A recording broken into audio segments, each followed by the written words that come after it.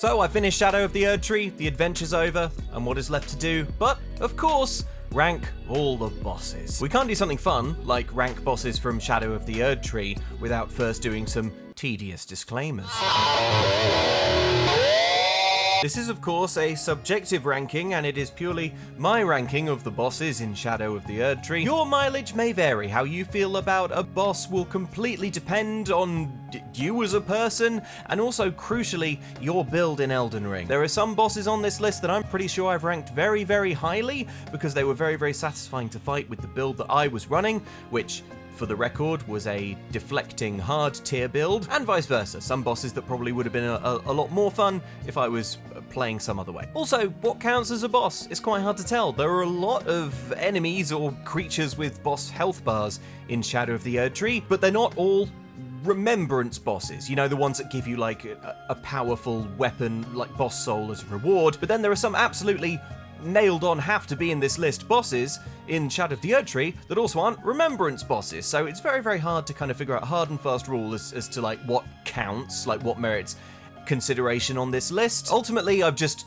gone with my gut. If a boss feels like it's one of the main bosses, then I've counted it. Finally, I've got no like hard and fast numerical ranking system for this, but I did try and put a bit of thought into a rubric, if you like. I've been thinking about the things in a boss fight that are the most important to me. Design, easy one. How cool or gnarly is the visual design of the boss? How interesting and unique is it? How memorable? Challenge, is it the right level of challenge? Again, this one's going to be super subjective, but for me it's important that a boss is, you know, difficult, not so difficult that it risks becoming annoying or boring, but also, like, you don't want to sort of steamroll it and breeze past it, because then how do you make the precious memories?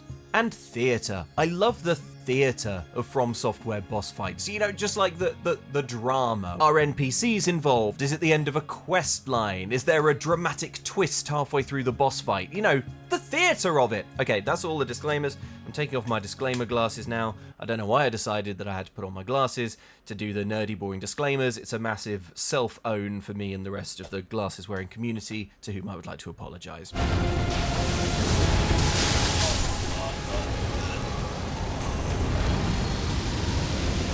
Ancient Dragon Senessax. Just to get to Ancient Dragon Senessax, you have to fight several boss dragons, and you've probably encountered Ghost Flame dragons and who knows what else. So I think at this point in the game, you're really looking for something new and interesting from a dragon. And Shadow of the Erdtree does give you that, but Ancient Dragon Senessax sure doesn't. This was an easy one for me. I really didn't like fighting this boss. I found that it was basically mandatory to do it mounted, get in one hit, and then just ride off in a straight line and just repeat that. It was like jousting, and I found it pretty unsatisfying. The attacks are visually spectacular, but I don't know. I didn't despise it, but it was a very, very, very easy last place decision for me. And your reward is a smithing stone. In fact, the more I think about it, the more I think maybe Ancient Dragon Senessax shouldn't be on this list at all, because frankly the Black Jail Knight is cooler, but we can't get into criteria again. Anyway, Ancient Dragon Senessax in the bin.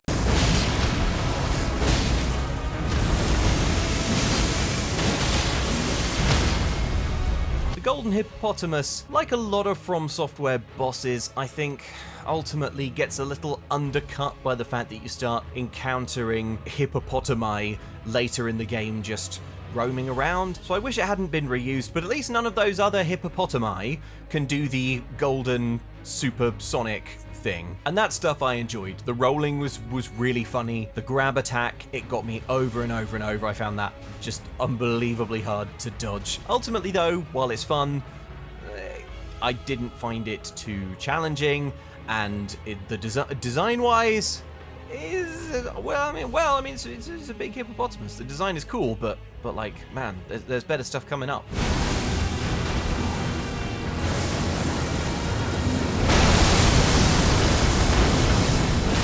Commander Gaius.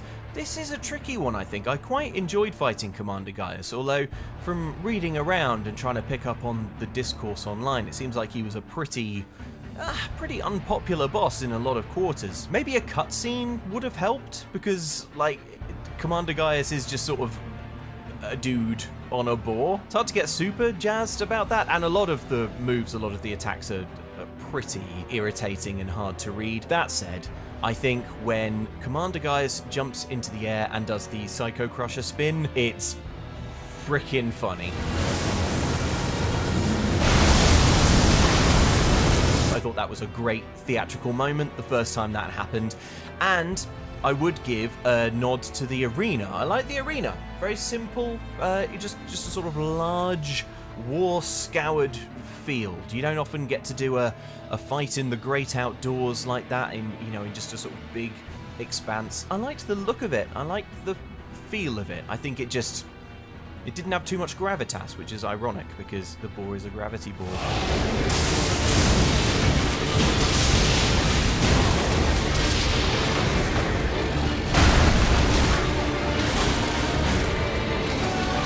Divine Beast Dancing Lion. Now, maybe the coolest boss design in the whole DLC. So awesome. Like, at first it appears to be a legit lion, but then it becomes clear that it's like loads of people dressed up, or some sort of horrible mishmash of something in between. At times it just seems to be like a rug thrown over a load of dudes who are just kind of running around. The intro cutscene kicks ass. It's very theatrical. I love the voiceover from the horn-sent Grandam. Dance of war, cleanse all, wit, cruelty, woe, and those who plague the town. Cleanse away this strumpet's fire. The kind of seasonal changes that you get in Phase 2 I think they're fun. They're certainly fun, and they mix things up visually, but functionally, I didn't really find there to be much difference. I mean, it's all just like loads of, like almost impossible to dodge magic going everywhere, whether or not that is sort of snowy or lightningy, or in the case of the rematch, Death Blighty.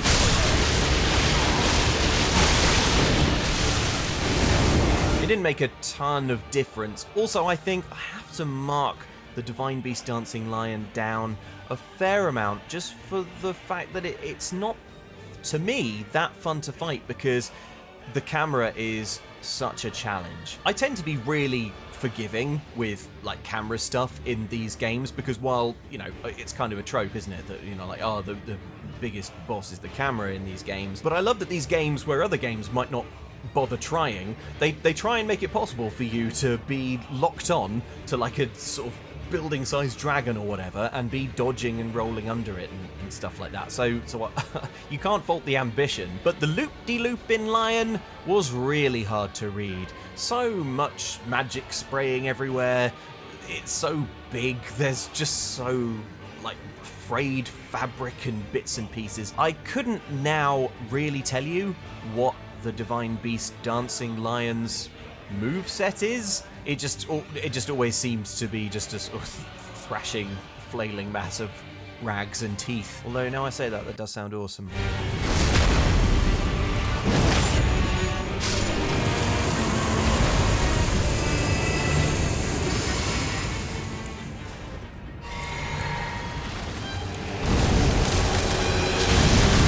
I really enjoyed the theatrics of defeating it, and then it comes back with a whole new health bar, and then you defeat it again, and it comes back with a whole new health bar. I saw someone joking online that the reason that none of the other bosses in Shadow of the Erdtree have multiple health bars is because the Scadutree Avatar took them all, which I think is pretty funny. The music change in the third act is pretty fun, and just a big charging sunflower is quite cool. I found this fight satisfying. Again, some camera difficulty in trying to like navigate the fact that the sort of sunflower head would be sort of like mashing on you from the top. Generally, I think it could have been so tedious to fight a boss with 3 health bars, so I respect the fact that for me at least, I enjoyed every attempt.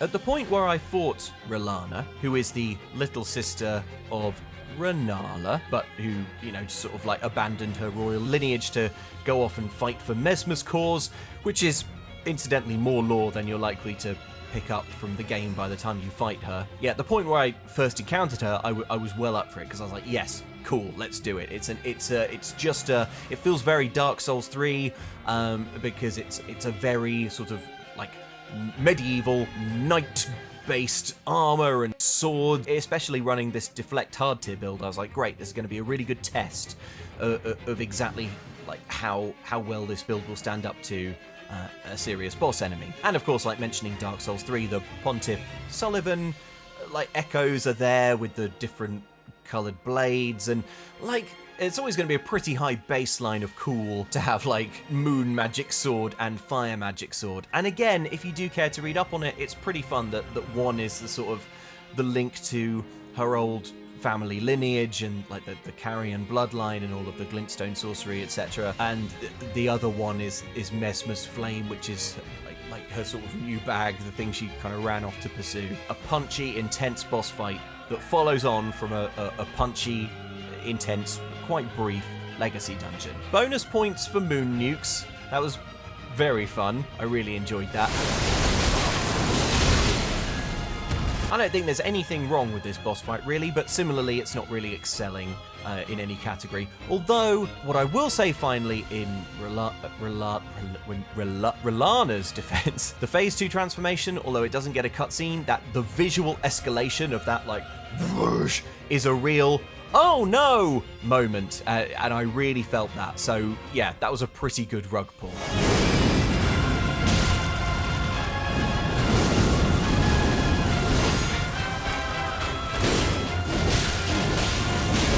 Good theatre.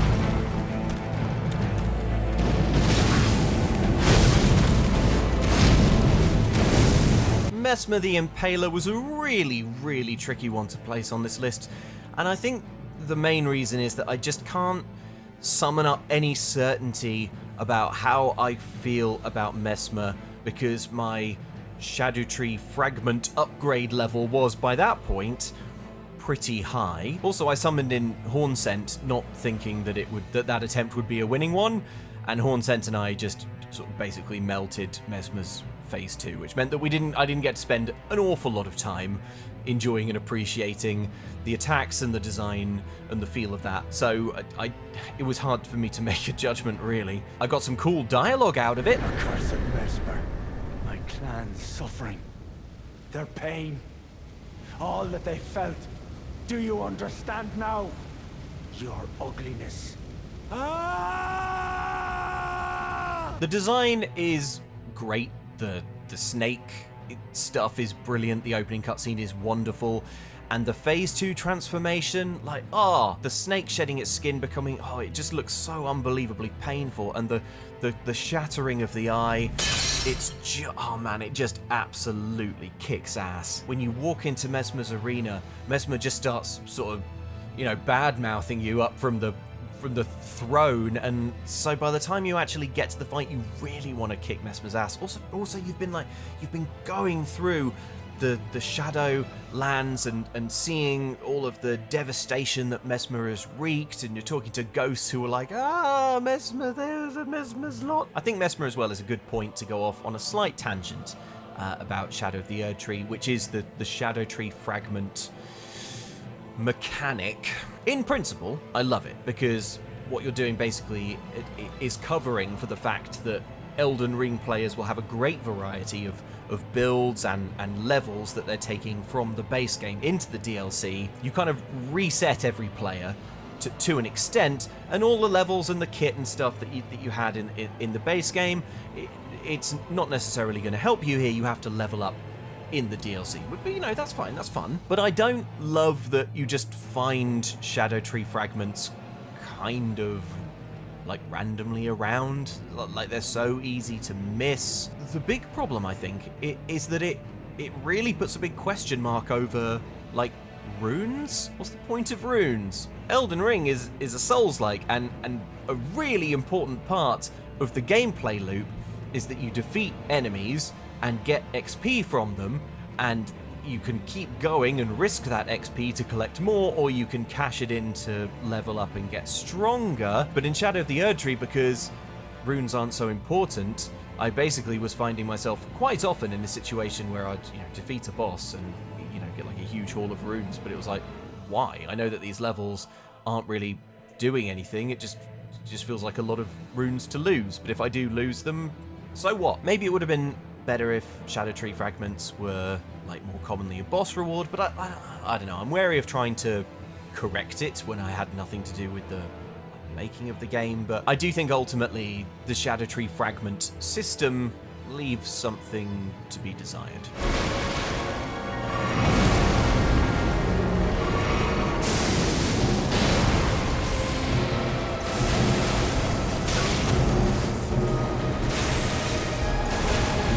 Metyr, Mother of Fingers. Love this one. Brilliant. A huge roiling mass of digits with some arms and hands stuck on it for good measure. Hell yes. I'm well into that.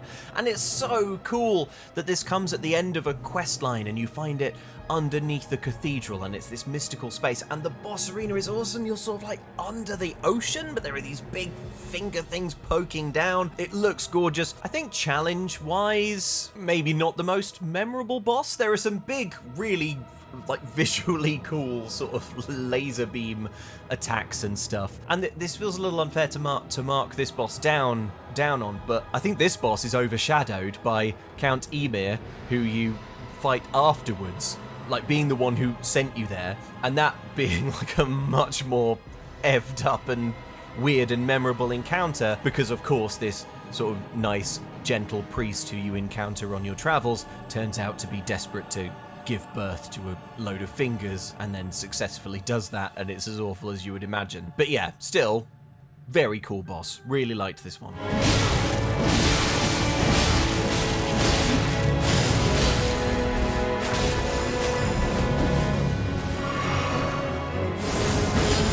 Leda and her allies. Okay, let's say a load of positive stuff about Leda, but then I do want to use it as a sort of tangent to get into a criticism of the DLC that I have in general, which I think a lot of people shared, which is the way that it treats NPC quest lines. I think having all of your NPCs that you met throughout the game meet up at the end in like a Smash Brothers fight is freaking cool. It's so satisfying to see them all like battling, and all the unique dialogue they have like towards each other is so fun. They all seem to have a mutual grudging respect of their fighting abilities. It felt like a step beyond the normal, like, oh, get summoned in to help an NPC kill another one, which you know, like you've done a few times in Elden Ring by this point, but this really did feel like an escalation of that. If you have been following the NPC quest lines, then the drama of like confronting Leda, having already known like everything she's up to, and how she's like come to antagonize and swear revenge on some of these NPCs, and the ones you're rallying to your cause. You know, you've got Arnsbach there, who's like this unbelievable Moog-loving knight dragged out of retirement, and then you've got Tiolier, who's like a sort of high school dork who doesn't think he's good at anything, but turns out to be extremely adept at poisons and falling asleep. So you're really rooting for them, and you're kind of rooting for some of the enemies that you're fighting on the other side. It was a very, very cool way to smash all these storylines together. But what I got and what I just described is absolutely the dream outcome. I'm sure there are countless Shadow of the Erdtree players who basically arrived at this boss fight without much idea of what was going on, and without much ability to sort of win enemies round to fight on your side, because even by From Software standards, the way that you nudge these NPC quests along is extremely inscrutable. And there is a big problem, I think, in that if you get too close to the Shadow Keep, bam, the rune is shattered, and all of a sudden the quest lines all move on, or just stop if you haven't moved them on up to that point. It's just too big and good a part of the DLC to make it this easy to miss.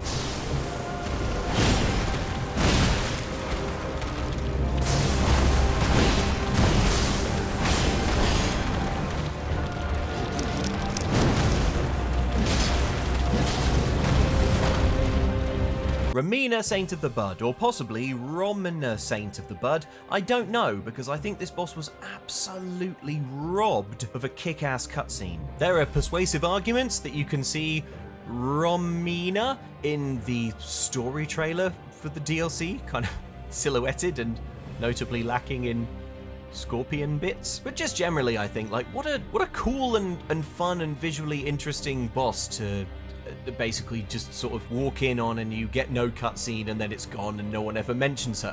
I think the design, though, is really, really cool. I think this is a fairly understated boss fight. It's unlikely to be like a total brick wall difficulty for you, I think. So you can just basically just enjoy it while it's going on. It has my favorite kinds of like big boss moves in these games, which are sort of huge sort of sweeps from the sky that look totally momentous, but that you can roll out the way of without it being too punishing, so you feel like a total badass. The butterflies is very cool. The scarlet rot is something that you have to keep an eye on, so you have that kind of interesting kind of like, oh, gotta watch my build-up thing, but also once you get scarlet rotted, it's not going to be the end of the world, it's not the end of the fight, so you have to keep an eye on it, but it never feels too punishing. It's colourful too. I think like the palette and the ambiance of this fight really stands out from most of Shadow of the Erdtree. The lore that you can pick up is super interesting. She's basically a god, the god and the origin of Scarlet Rot, which is a gigantic part of Elden Ring and its lore. Just a straightforwardly fun boss fight, which I think actually, like, in Elden Ring and in Shadow of the Erdtree, they're quite hard to find. I'm not saying it's easy. I didn't find it easy. I just found it fun. I thought it was a really fun boss fight. Felt good. The moves felt good. It had a great flow to it. There was a rhythm to this fight that you don't always get in Elden Ring, I think, but you do get in some other From Software games, like notably Sekiro and Bloodborne. Like, they tend, you know, the fights tend to have a real rhythm to it, so if you feel like you're kind of locked in, suddenly you're kind of in this flow state and you feel like you can't be hurt, and it's brilliant. Whereas a lot of the time in Elden Ring, you'll be doing that for a minute, and then suddenly it'll be kind of like, and now in a single frame, everything's on fire. Or I'll do a wind-up that goes like, oh no, I didn't, oh no, yes I did, and you died. Just a good time in the company of a big centipede, and there aren't many entertainment products that can promise that.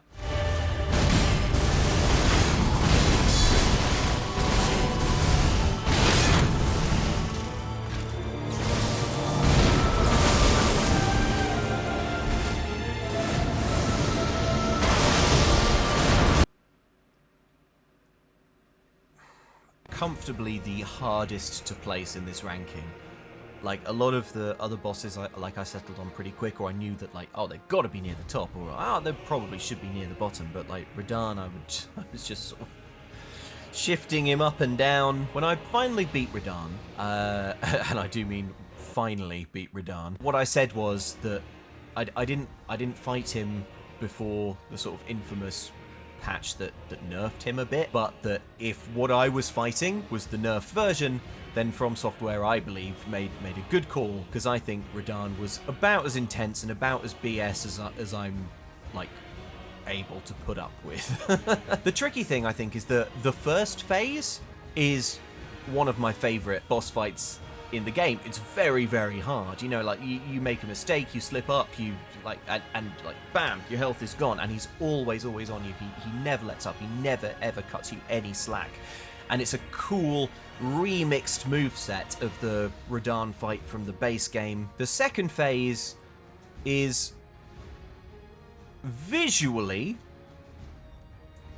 a lot. I mean, I'll say this, I think Radahn, Consort of Miquella, is the most boss fight, you know, like, in terms of pixels occupied. But after spending many hours in his company, reading that second phase moveset, and, like, it's not, I didn't find it super fun, I didn't find it super rewarding. You know, you're waiting for these gigantic, endless combos to finally end so that you can just sort of do a little bit.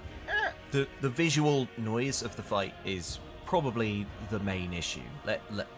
Let's be real. That's what contributes the most to this feeling while you're doing the fight of like, oh, come on, or like, what? Or like, no, like when you're not even really sure what happened or why you've died, or like you feel like you know exactly what Radahn is doing, but then just some sort of like pillar of holy light that's just kind of ambiently around. It's just like lightning strikes you or whatever. I don't think it's bad. I don't think it's a disaster or anything, but I do think it's frustrating. But again, like, I have to weigh that up against the fact that I think the first phase is so fun. and like absolutely has that beautiful feeling of like, oh man, how am I supposed to get out of the way of this? How am I supposed to dodge this?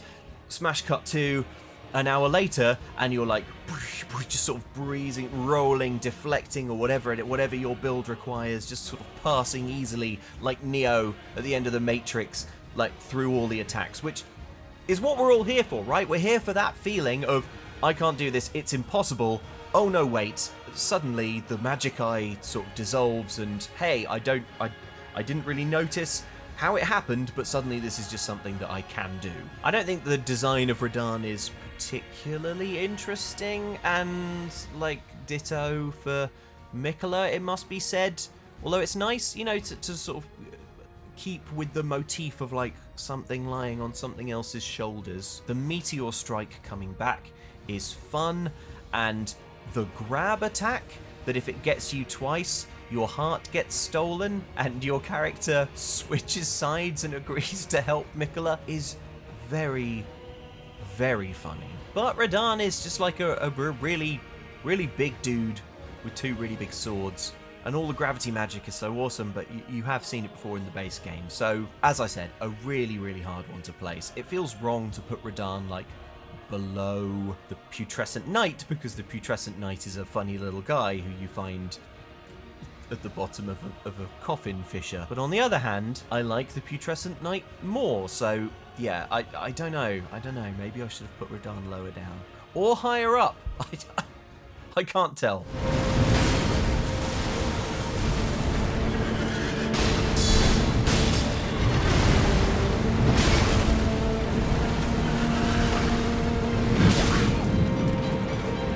If I told you that there was a boss enemy in Shadow of the Erdtree called Putrescent Knight, you would say, well, of course there is. That's the most Elden Ring sounding name in the world. And I would be picturing something that is not like the Putrescent Knight actually turns out to be. I just love that the Putrescent Knight is just a funny little guy. He's just a little guy who rides a sort of slime horse. Design-wise, I think this is so good. It's so funny. He's so immediately endearing.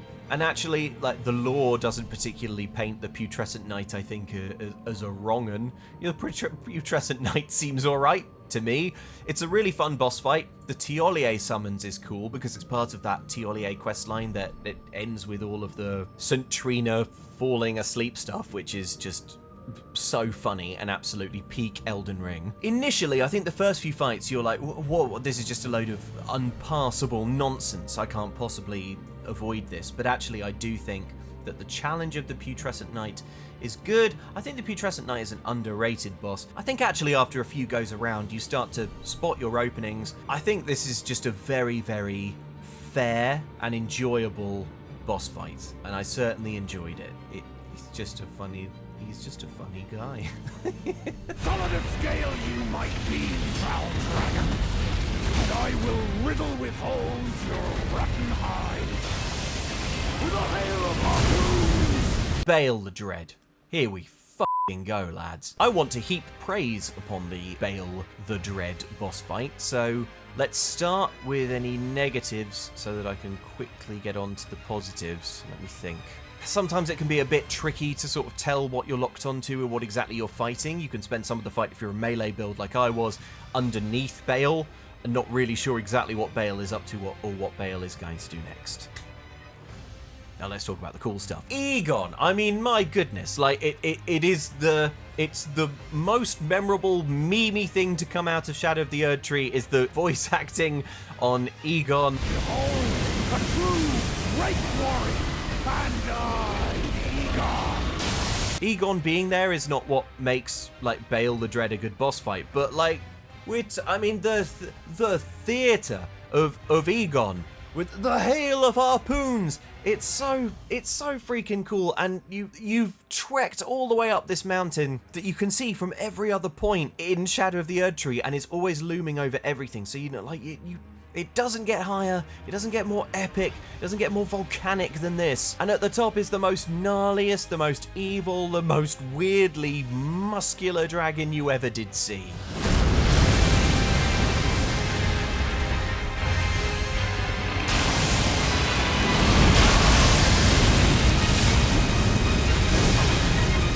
There's just two things in particular that make Bayle for me easily one of my favourite boss fights of all time. It's the second phase transition. When Bayle busts out those big fiery wings, it is the most glorious, most awe-inspiring, most terrifying thing you've ever seen.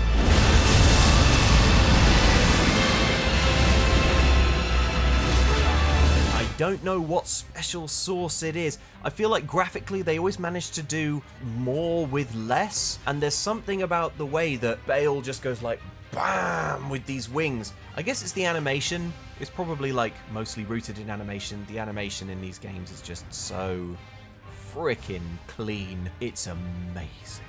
I could watch it a million times, just Bayle being like bang. The other one I want to mention is the flying attack. Again, it's like this is all just animation, but it's animation that is so good.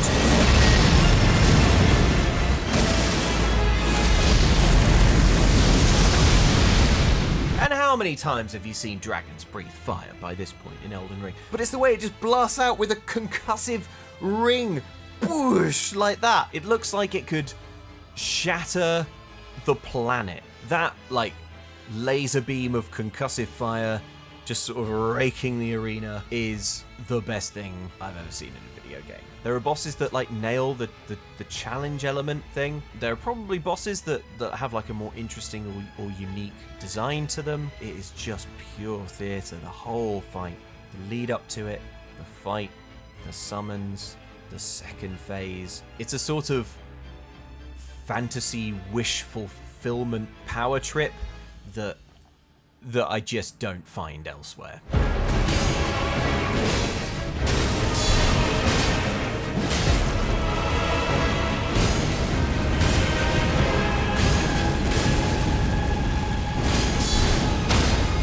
Midra is just the complete package in my mind. The fact that you encounter Midra at the end of a very creepy and cool, totally optional, very hidden, very tucked away, like mini dungeon, haunted house, ghost train situation is brilliant. It's so creepy. The music in this fight is absolutely next level, design-wise and theatrically. It's so funny that the fight begins with you having to sort of wail on this sort of wizened, decrepit, emaciated sort of homunculus goblin thing that can actually deal a surprising amount of damage. It is the best, gnarliest cutscene in the DLC. Undoubtedly the gnarliest grab attack in Elden Ring or in any other game ever.